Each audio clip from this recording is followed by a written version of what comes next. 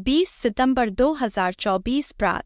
मुरली। ओम शांति। बाप दादा मधुबन। मीठे बच्चे, तुम्हें बाप समान खुदाई खिदमतगार बनना है। संगम पर बाप आते हैं तुम बच्चों की खिदमत सेवा करने।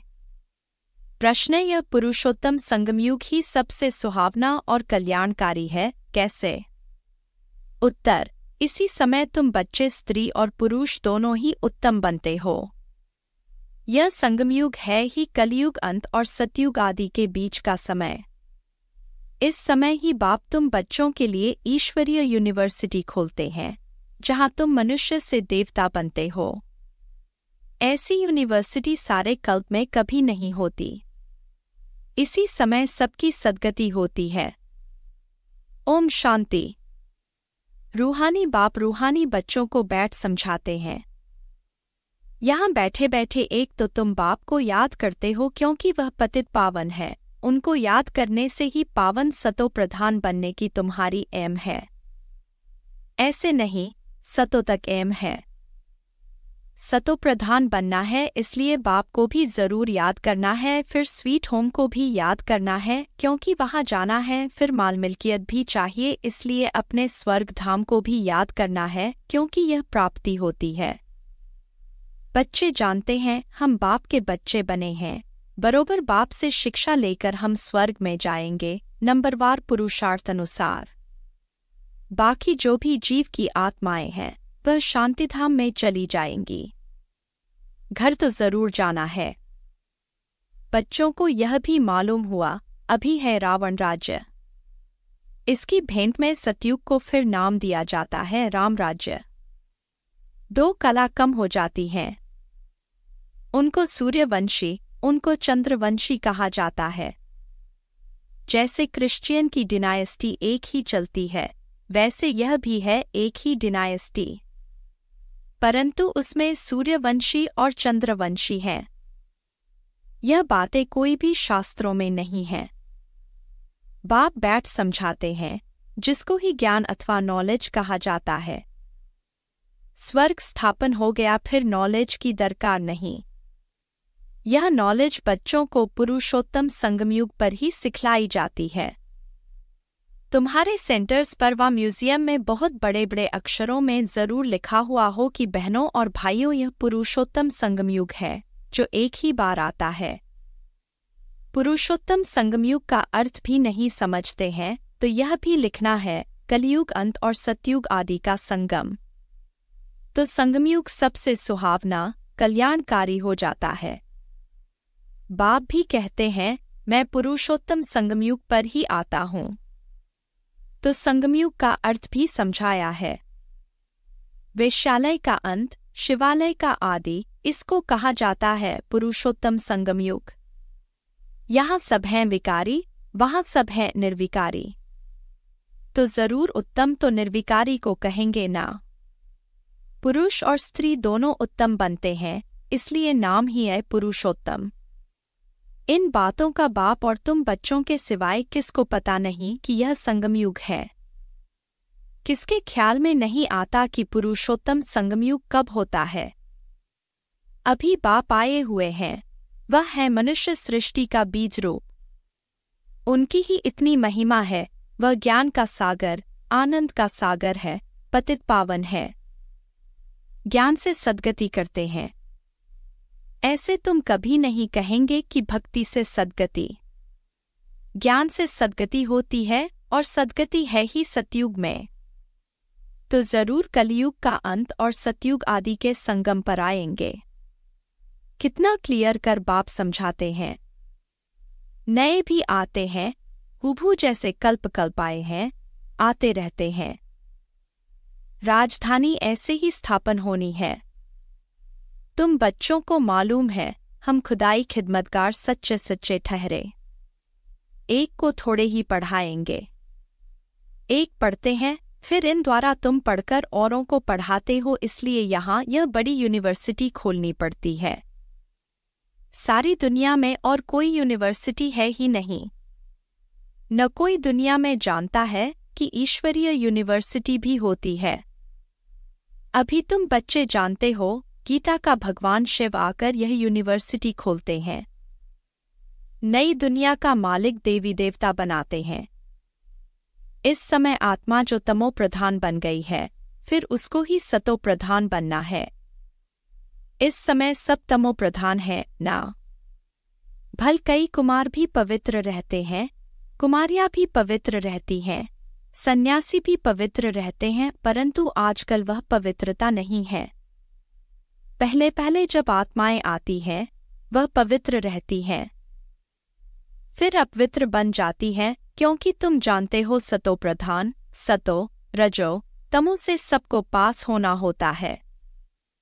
अंत में सब तमो प्रधान बन जाते हैं। अभी बाप सम्मुख बैठ समझाते हैं, यह झाड़ तमो प्रधान जर्जरीभूत अवस्था को पाया हुआ है, पुराना हो गया है, तो जरूर इनका विनाश होना चाहिए।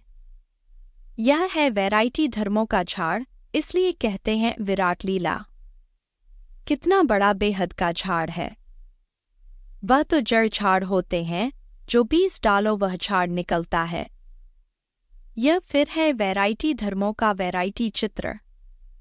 एंड सब मनुष्य, परंतु उनमें वैरायटी बहुत है, इसलिए विराट लीला कहा जाता है। सब धर्म कैसे नंबरवार आते हैं, यह भी तुम जानते हो। सबको जाना है फिर आना है। यह ड्रामा बना हुआ है भी कुदरती ड्रामा। कुदरत यह है जो इतनी छोटी सी आत्मा अथवा परमात्मा में कितना पार्ट भरा हुआ है। परम आत्मा को मिलाकर परमात्मा कहा जाता है। तुम उनको बाबा कहते हो क्योंकि सभी आत्माओं का वह सुप्रीम बाप है ना। बच्चे जानते हैं आत्मा ही सारा पार्ट बजाती है। मनुष्य यह नहीं जानते। वह तो कह देते आत्मा निर्लेप है। वास्तव में यह अक्षरांग है। यह भी बड़े बड़े अक्षरों में लिख देना चाहिए, आत्मा निर्लेप नहीं है। आत्मा ही जैसे जैसे अच्छे व बुरे कर्म करती है, तो ऐसा वह फल पाती है। बुरे संस्कारों से पतित बन पड़ती है, तब तो देवताओं के आगे जाकर उनकी महिमा गाते हैं। अभी तुमको 84 जन्मों का पता पड़ गया है, और कोई भी मनुष्य नहीं जानता। तुम उनको 84 जन्म सिद्ध कर बतलाते हो तो कहते हैं क्या शास्त्र सब झूठे हैं? क्योंकि सुना है मनुष्य 84 लाख योनियां लेते हैं। अभी बाप बैठ समझाते हैं, वास्तव में सर्वशास्त्रमयी शिरोमणि है ही गीता। बाप अभी हमको राजयोग सिखला रहे हैं, जो 5000 वर्ष पहले सिखलाया था। तुम जानते हो हम पवित्र थे, पवित्र गृहस्थ धर्म था। अभी इनको धर्म नहीं कहेंगे। अधर्मी बन पड़े हैं, अर्थात विकारी बन गए हैं। इस खेल को तुम बच्चे समझ गए हो।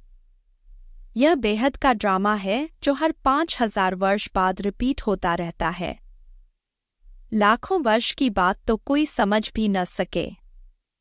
यह तो जैसे कल की बात है। तुम शिवालय में थे, आज वैश्यालय में हो, फिर कल शिवालय में होंगे। सतयुग को कहा जाता है शिवालय, त्रेता को सेमी कहा जाता है। इतने वर्ष वहां रहेंगे। पुनर्जन्म में तो आना ही है। इनको कहा जाता है रावण राज्य। तुम आधा कल्प पतित बने, अब बाप कहते हैं गृहस्थ व्यवहार में रहते कमल फूल समान पवित्र बनो। कुमार और कुमारियां तो हैं ही पवित्र। उन्हों को फिर समझाया जाता है ऐसे गृहस्थ में फिर जाना नहीं है जो फिर पवित्र होने का पुरुषार्थ करना पड़े। भगवानुवाच है कि पावन बनो तो बेहद के बाप का मानना पड़े ना। तुम गृहस्थ व्यवहार में रहते कमल फूल समान रह सकते हो, फिर बच्चों को पतित बनने की आदत क्यों डालते हो? जबकि बाप 21 जन्मों के लिए पतित होने से बचाते हैं। इसमें लोक लाज कुल की मर्यादा भी छोड़नी पड़े।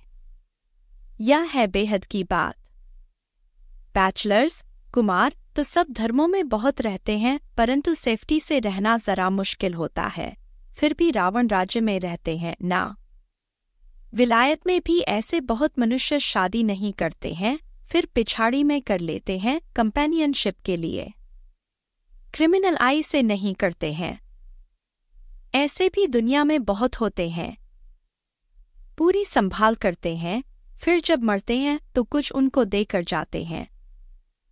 कुछ धर्माओं लगा देते हैं, ट्रस्ट बनाकर जाते हैं। विलायत में भी बड़े बड़े ट्रस्ट होते हैं जो फिर यहाँ भी मदद करते हैं। यहाँ ऐसा ट्रस्ट नहीं होगा जो विलायत को भी मदद करे। यहाँ तो गरीब लोग हैं, क्या मदद करेंगे? वहाँ तो उन्हों के पास पैसे बहुत हैं। भारत तो गरीब है ना। भारतवासियों की क्या हालत है? भारत कितना सिरताज था, कल की बात है। खुद भी कहते हैं 3000 वर्ष पहले पैराडाइज था। बाप ही बनाते हैं। तुम जानते हो बाप कैसे ऊपर से नीचे आते हैं पतितों को पावन बनाने। वह है ही ज्ञान का सागर, पतित पावन, सर्व का सद्गति दाता अर्थात सबको पावन बनाने वाला। तुम बच्चे जानते हो मेरी महिमा तो सब गाते हैं। मैं यहाँ पतित दुनिया में ही आता हूँ तुमको पावन बनाने। तुम पावन बन जाते हो तो फिर पहले पहले पावन दुनिया में आते हो। बहुत सुख उठाते हो, फिर रावण राज्य में गिरते हो। भल गाते तो हैं परमपिता परमात्मा ज्ञान का सागर, शांति का सागर, पतित पावन है। परंतु पावन बनाने के लिए कब आएंगे यह कोई भी जानते ही नहीं है। बाप कहते हैं तुम मेरी महिमा करते हो ना। अब मैं आया हूं तुमको अपना परिचय दे रहा हूं। मैं हर 5000 वर्ष के बाद इस पुरुषोत्तम संगम युग पर आता हूं। कैसे आता हूं वह भी समझाता हूं। चित्र भी है। ब्रह्मा कोई सूक्ष्मवतन में नहीं होता है। ब्रह्मा यहाँ है और ब्राह्मण भी यहाँ है, जिसको ग्रेट ग्रेट ग्रैंडफादर कहा जाता है, जिसका फिर सिजरा बनता है। मनुष्य सृष्टि का सिजरा तो प्रजापिता ब्रह्मा से ही चलेगा ना। प्रजापिता है तो जरूर उनकी प्रजा होगी। कुक वंशावली तो हो न सके, जरूर एडप्टेड होंगे। ग्रेट ग्रेट ग्रैंडफादर है तो जरूर अडॉप्ट किया होगा। तुम सब एडॉप्टेड बच्चे हो। अभी तुम ब्राह्मण बने हो, फिर तुमको देवता बनना है। शूद्र से ब्राह्मण, फिर ब्राह्मण से देवता, यह बाजोली का खेल है। विराट रूप का भी चित्र है ना। वहां से सबको यहां आना है जरूर। जब सब आ जाते हैं फिर क्रिएटर भी आते हैं। वह क्रिएटर डायरेक्टर है, एक्ट भी करते हैं।